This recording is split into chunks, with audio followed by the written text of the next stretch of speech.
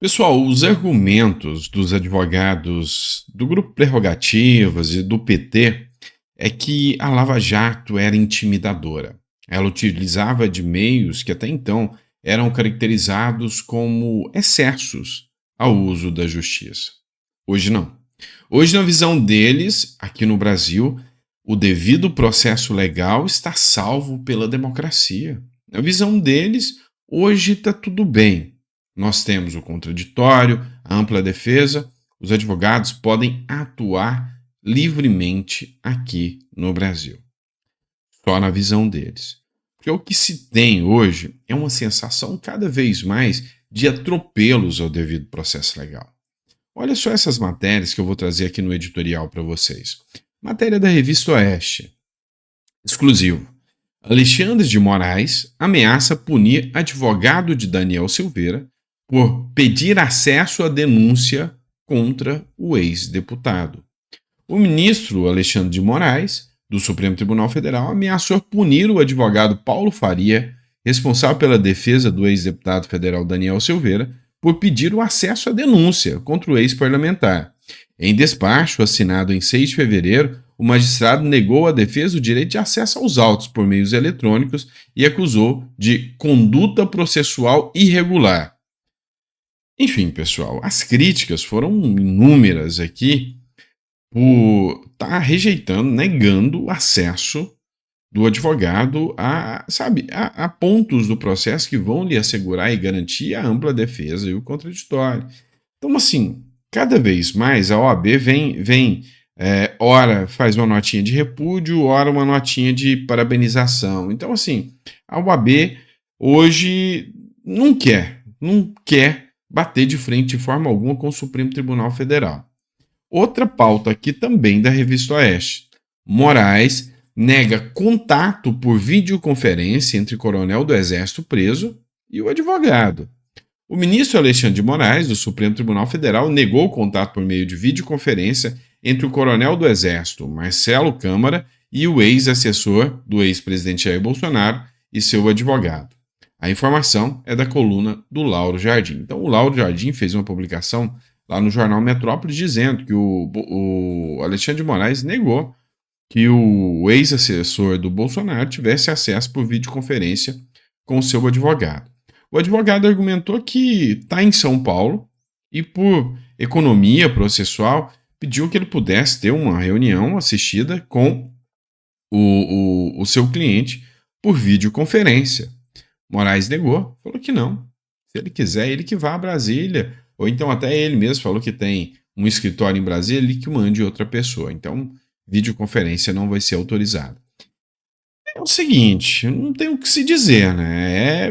É uma questão de facilidade processual, uma prerrogativa que o ministro, é lógico que poderia autorizar, mas parece que o advogado hoje que resolve defender alguém que não é do espectro político que eles gostam, uma pessoa não tão bem-vinda assim, né? Nem profissional eles encaram como sendo. Lógico, tiveram muitas críticas. Uma delas, por exemplo, é o Deltan Dallagnol, que escreveu o seguinte, citando a matéria do Lauro Jardim aqui, ele fala, vai OAB, elogia um pouco mais que tá dando certo. Tá dando muito certo mesmo, né? Sei. O Enio Viterbo escreveu também, diante dos últimos acontecimentos, agora é esperar o vídeo do presidente da OAB comemorando a decisão, dizendo que foi uma vitória da advocacia e que o ministro tem um tratamento exemplar de respeito às prerrogativas dos advogados. Abre aspas, olha só a fala. Quando falamos de prerrogativa, estamos nos referindo aos direitos e garantias individuais aos cidadãos. O STF e o ministro Alexandre de Moraes têm dado um tratamento exemplar ao tema, ao reconhecer observações da OAB sobre necessidade de respeito às prerrogativas, disse Simonetti. Pois é. É o posicionamento que a OAB tem hoje em relação ao ministro Supremo Alexandre de Moraes. Tratamento exemplar. Se você tiver da esquerda, aí sim, totalmente exemplar. Vamos lá.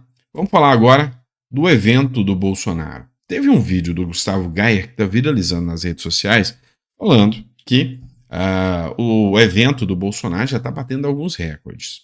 Matéria do jornal Poder 360. Ato de Bolsonaro tem 84 deputados confirmados. Leia a lista. Então é o seguinte, vai ser um evento que tem um recorde de políticos no mesmo lugar.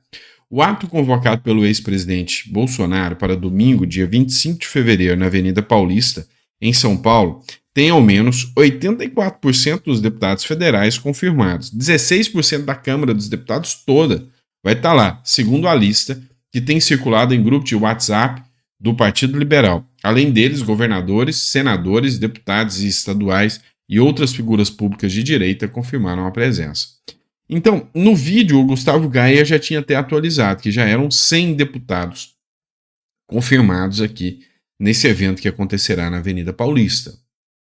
Vamos lá. O que a gente precisa ter em mente aqui? Esse evento vai ser gigantesco. Vai ser gigantesco. E a mobilização tá grande.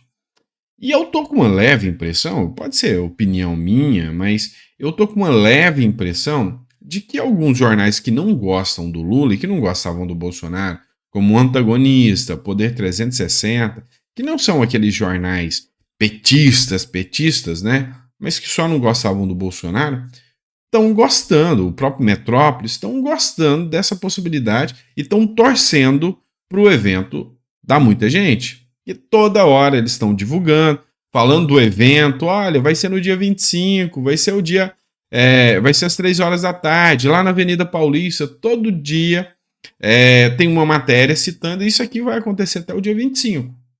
Então, a impressão que eu tenho é que até a mídia, aquela que não é totalmente pró-Lula, que já está assustada com os atropelos que vem acontecendo, está torcendo para que esse evento dê muito público. Vamos ver, né? Estou torcendo para que dê muita gente. Vai lá, afinal, democracia é isso, né? O direito de manifestação está previsto na Constituição ou já tiraram também por entendimento do Supremo? Não sei. Ah, já sim. Vamos lá. Pessoal, eu citei essa matéria ontem para vocês. Governo libera time dirigido por filho do Lula a captar 1,5 milhão. Orgulho do papai. Vamos lá. O filho do Lula, ele dirige um time lá na região do Amazonas, lá, chamado Parintins. E ele é o diretor desse time e conseguiu captar pela lei de acesso ao esporte 1,5 milhão.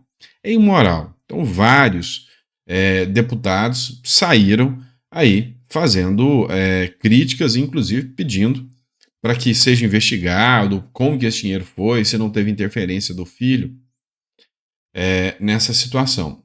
E perguntando, será que a Polícia Federal vai investigar? Será que o STF vai dar 24 horas para isso aí, para ele se manifestar ou alguma coisa nesse sentido?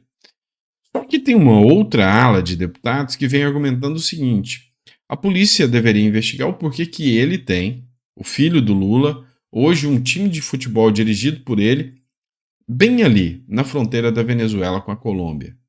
Então, argumentaram, levantaram questionamentos aí um tanto quanto graves, tá? Então, foram alguns influenciadores digitais, foram alguns deputados que fizeram um questionamento, dizendo que qual é o vínculo do Lulinha, filho do Lula, com o estado do Amazonas, porque algumas denúncias graves aconteceram em relação ao estado do Amazonas ali. E, lógico, vincularam o filho do Lula a essa situação. Então, assim, fizeram um questionamento se a polícia vai investigar, se tem algum fio de investigação nesse sentido. Se bem que não tem como, né? Não tem nada a ver fazer a investigação se não tem um fio de meada ali, né? Mas você acha que teria? Não sei, coloca no comentário aí. Vamos lá. O delegado Ramagem fez uma publicação citando aqui a questão da agência em que o Lula vai mandar dinheiro lá para a ONU, né? Essa mesma agência. Ele cita o seguinte: o Hamas abre fogo dentro de uma escola da ONU, tá? As forças de defesa de Israel encontraram uma célula do grupo Hamas em uma escola da UNRWA no norte da faixa de Gaza. Essa UNRWA é a agência em que o Lula está mandando dinheiro a contrassenso de toda os países democráticos que se suspenderam. Tá? Segunda matéria, isso no dia 4 de fevereiro de 2024. Escolas da UNRWA em Jerusalém incitam ódio aos judeus. Por fim, matéria de 10 de fevereiro. Complexo militar do Hamas é encontrado sob a sede da agência da ONU em Gaza. A UNRWA afirmou que os relatos de túneis sobre os seus quartéis-general em Gaza merecem um inquérito independente. Ou seja, não basta a gente relativizar o terrorismo, evitar condenar o Hamas. Lula anunciou um aporte brasileiro à UNRWA, na contramão de diversos países que cancelaram os recursos. É política de apoio ao crime ou desapreço, claro, à comunidade judaica de Israel. Então, assim, essa é a crítica que não só os deputados aqui do Brasil, mas a comunidade internacional está fazendo mesmo. Qual é o problema? Qual é o problema? Ontem, o Pepe Mujica, que é o ex-presidente do Uruguai, ele deu a declaração dizendo ali os absurdos do Maduro, que Maduro é uma ditadura assim. Qual é o problema do Lula que não consegue reconhecer questões básicas? Sabe, os países da região aqui já consideraram, falando, não, Hamas é um grupo terrorista. Qual é o problema do Lula? Qual é o problema dessa esquerda brasileira radical? Meu Deus, que coisa mais assustadora que é isso, né? Vamos lá. Outro ponto que a gente tem que falar é o caso do Alexei Navalny, né? O Alexei Navalny, opositor do Putin, foi preso, morto dentro de uma prisão, ficou desaparecido. É coisa que está acontecendo também com a Rócio lá na Venezuela. E o Lula não assinou nenhuma nota aqui de repúdio. Então, assim, vários países, a América do Sul quase que inteira assinou nota contra essa tanto a medida da Rússia quanto a medida da Venezuela, e o Lula não fez nada. Ontem, mais de 350 pessoas foram presas na Rússia, porque manifestaram contra a morte de Navalny, é o que uma ONG informou. Manifestação na Rússia. Mais de 350 pessoas foram presas em dezenas de cidades russas durante as manifestações motivadas pela morte de Alexei Navalny, opositor russo que morreu na sexta-feira na penitenciária de Yamalo-Nenets, na região ártica da Rússia. Vamos lá.